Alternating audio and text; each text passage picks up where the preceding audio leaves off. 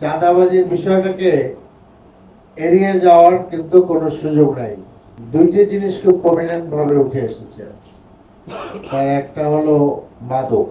তো মাদকের ব্যাপারটা আমরা ইলেকশনের আগে, ইলেকশনের পরে যত জায়গায় আমরা গিয়েছি, বিশেষ করে মায়েদের পক্ষ থেকে কিন্তু এই ব্যাপারটাকে খুবই প্রমিনেন্ট ভাবে তুলে ধরা হয়েছে। বাচ্চারা নষ্ট হয়ে যাচ্ছে।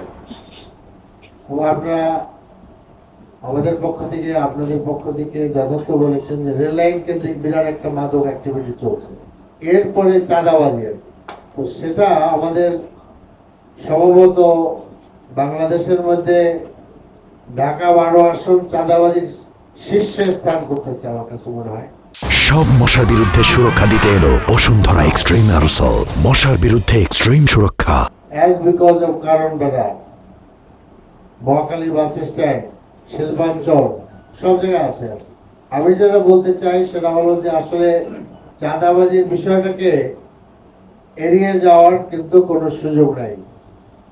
বিষয়ে আমি আমার পরামর্শ রাখবো। আমরা সকলেই জানি, মিডিয়ার ভাইরা জানেন যে কারণ বাজারে চাঁদাবাজি কেন্দ্রিক একটা মার্ডার হয়ে গেছে এবং সেই মার্ডারের প্রধান আসামি অ্যারেস্ট হয়েছে, সে আবার জামিনে মুক্ত হয়ে চলে আসছে। তো মার্ডার কেসের আসামি তাড়াতাড়ি আসে যায় কিভাবে? অবাক কারণ। দ্বিতীয় হলো যে আসলে চোখ বুঝে থাকলে কিন্তু প্রলয় বন্ধ হবে না।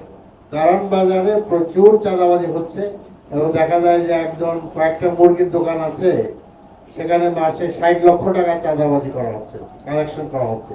প্রত্যেকটা যেটাকে আমাদের কারণ বাজারে যেগুলা রাস্তা দখল করে দোকান করা হয়েছে, দোকানগুলোর মধ্যে শিফট ভিত্তিতে দোকান বসানো হচ্ছে। কেউ বলে 2 শিফট, কেউ বলে 3 শিফট। তো এখন ধরেন যদি 1 শিফটে 1000 হয়, 2 শিফটে 2000, আর 3 শিফটে 3000, আর যদি 1000 দোকান হয়, ডেইলি বেসিসে চাঁদার পরিমাণ কত? ইজ ইট হিউজ মানি। তারপরে আমাদের ফার্ম গেট, টোটাল সেজার পয়েন্ট, তারপরে এখানে যত দোকান আছে তেজগাঁ কলেজের আশেপাশে, এগুলো প্রমিনেন্ট। এই জন্য আমি বললাম আমাদের 12 আসনের সব জায়গায় আছে, ঢাকা শহরে আছে। আমি যেটা বলতে চাই যে আপনারা বলছেন যে আমাদের সীমাবদ্ধতা আছে, কিন্তু আপনাদের হাতে একটা মানে শক্তি আছে, সেটা হলো আপনাদের কলম।